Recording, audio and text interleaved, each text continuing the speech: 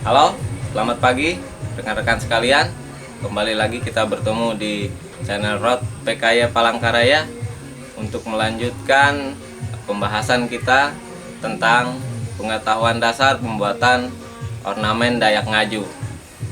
Sebelumnya, jangan lupa kami ingatkan lagi buat rekan-rekan untuk like dan subscribe pada channel Rod PKY.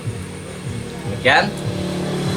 Jadi hari ini kita akan membahas tentang sebuah bentuk dasar dari ornamen Dayak Ngaju. Apabila yang sebelumnya kita membahas tentang adat dan budaya serta agama, setelah itu ruang dan dimensi, tentang hewannya, manusia, tumbuhan dan juga simbolnya. Nah, sekarang kita akan membahas tentang bentuk-bentuk dasar yang sering digunakan dalam pembuatan ornamen Dayak Ngaju ini. Baik, kita akan mulai, rekan-rekan sekalian. Di sini sudah saya gambar. Ini adalah bentuk-bentuk dasar dari ornamen yang akan kita buat nanti. Jadi ini adalah bentuk yang sering kali dipakai atau bisa dianggap pakem begitu ya rekan-rekan ya. Jadi sering-sering digunakan di dalam ornamen Dayak Ngaju, dan ini adalah bentuk yang utama yang digunakan. Jadi kita jelaskan satu persatu rekan-rekan ya. Nah, di sini kita masuk pada pola, yaitu pola dasar dalam bentuk ornamen Dayak Ngaju. Pertama, di sini kita buat ada 3 pola. Pertama adalah pola binatang, bisa juga digunakan sebagai pola untuk manusia. Juga di sini ada tumbuhan, juga bisa digunakan untuk manusia, dan ada beberapa ciri khusus. Jadi kita akan membahas tentang binatang dulu ya, rekan-rekan ya. Nah, pola untuk binatang seringkali memiliki karakteristik di dalam ornamen ini adalah sesuatu yang ujungnya runcing. Jadi sesuatu yang ujungnya runcing digambarkan mungkin seperti taring, kuku, nah seperti itu, atau cakar. Nah, itu sering digambarkan dengan sesuatu yang tajam, juga tulang ya. Nah, di sini ada beberapa bentuk dasar untuk binatang. Nah, ini juga bisa digunakan untuk manusia. Dan sesuatu yang runcing ini juga seringkali juga bisa digunakan untuk tumbuhan, karena tumbuhan kan punya duri juga. Kadang-kadang kalau ada bunga atau seperti rotan kan punya duri. Nah, seperti itu ya. Jadi yang pertama bentuknya adalah titik, atau orang sini bilang bintik. Nah, dalam penjelasan yang sebelumnya bahwa bintik ini adalah awal dari sebuah kehidupan. Jadi ini seringkali dipakai untuk membuat ornamen yang menggambarkan mata, mulut, perut, anus, dan sesuatu yang berpenampang seperti itu ya. Seperti balok kayu atau batang kayu kan ada tengahnya, ada titiknya juga seperti itu ya. Sering juga untuk benda seperti gong, kita jelaskan yang kemarin. Itu yang pertama adalah bintik. Itu bentuk dasarnya. Selanjutnya yang kedua ada yang namanya garis putus-putus. Nah, garis putus-putus ini seringkali digunakan untuk tato tutang kalau orang sini bilang. Jadi kalau orang dulu itu dia pergi berburu, atau dia pergi berperang, atau dia pergi ke tempat yang sangat jauh lalu kembali ke desanya dan membawa sesuatu yang berharga, mereka akan diberi penghargaan, yaitu tato itu sendiri. Jadi kebanyakan bentuk tato ada yang garis lurus, putus-putus. Nah, dan juga ada yang kotak-kotak agak persegi ya, memanjang. Jadi dia memanjang terus mengikuti arah tulang, yaitu tato dibikin seperti itu. Jadi ini kebanyakan dua bentuk ini kebanyakan ditato pada bagian tubuh ya. Yang berikutnya adalah ini namanya lekuk. Kalau orang sini bilang karekot. Karekot ini sesuatu yang bisa ditekuk ya, seperti jari ditekuk. Nah, jadi untuk karekot ini adalah sesuatu yang bisa bergerak maksudnya. Walaupun dia keras tapi bisa bergerak. Nah, ciri-cirinya untuk binatang tadi, lekuknya dari kecil, dari besar mengecil, lalu ujungnya tetap lancip ya. Itu ciri khas dari tadi untuk yang binatang. Nah, setelah itu ini kalau kita bilang ya, karekot ini dia melengkung setengah. Nah, salah satunya melengkung setengah. Jadi lekuknya setengah saja, itu salah satu. Nah, yang kedua lagi ada yang memang langsung runcing. Langsung runcing ya. Runcing memanjang, ini juga salah satu dasarnya. Terus ada juga yang runcing tapi dia agak pendek.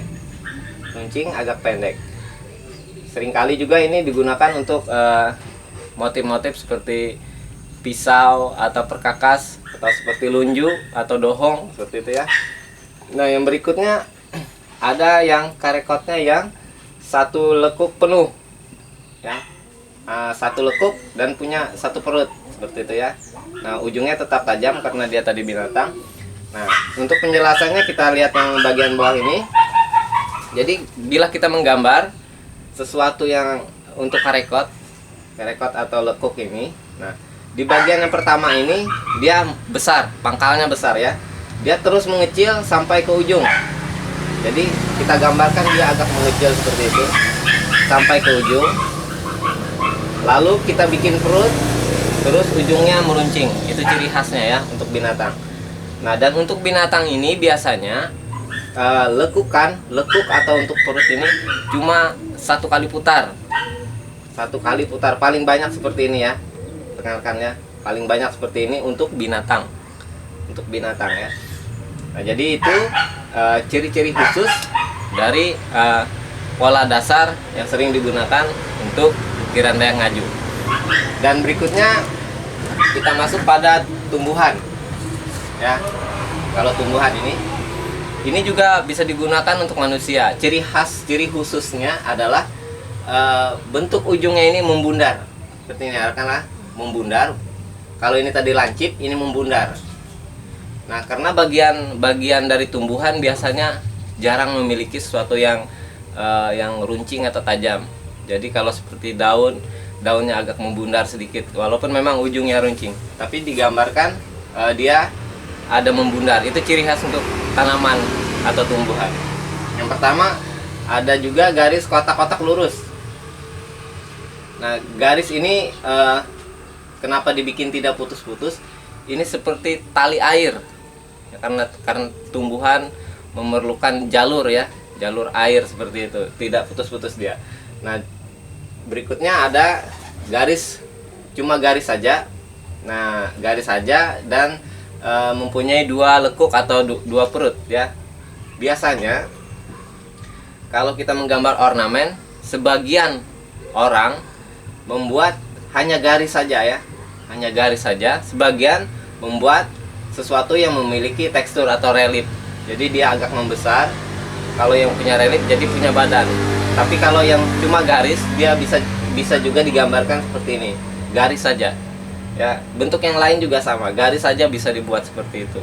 Itu tidak membatasi kita untuk membuat ornamen. Tidak harus dia berbentuk, tidak harus dia punya badan atau punya point, tidak harus ya. Jadi dia lurus, garis lurus saja itu sudah bisa digunakan.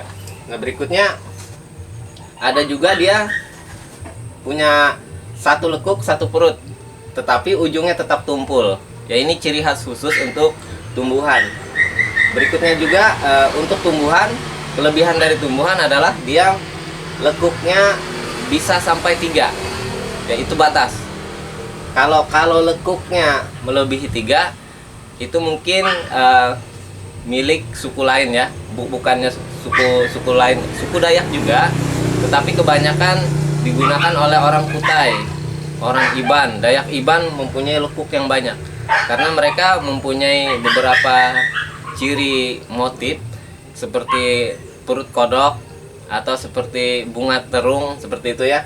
mereka mempunyai lekuk yang banyak. Nah, kalau di tempat kita memiliki tumbuhan dan kita membuat ornamennya cukup 3 saja. 3 lekuk, 3 perut, dan ujungnya tumpul. Itu batasnya. Jadi kalau dia binatang tadi 1 perut, 1 lekuk. Kalau kalau tumbuhan dia 3 lekuk, 3 perut ya. Seperti itu. Nah, berikutnya di sini juga ada bentuk yang menjalar dan bergelombang. Ini namanya sulur. Sulur sebagai contoh, kalau kita lihat keladi ada sulurnya, akarnya yang memanjang seperti seperti umbi, di atas umbi ya, seperti sulur yang bisa dimakan. Jadi itu yang mencari makanan. Atau akar bajakah juga seperti itu. Dia punya sulur dan digambar seperti ini ya. Sulur. Nah, bentuk tadi kita ulangi lagi, bentuk dari tumbuhan tadi yaitu pada bagian pangkalnya besar, mengecil ke arah ujung, mempunyai 1 perut, 2 perut, 3 perut, dan 3 lekuk.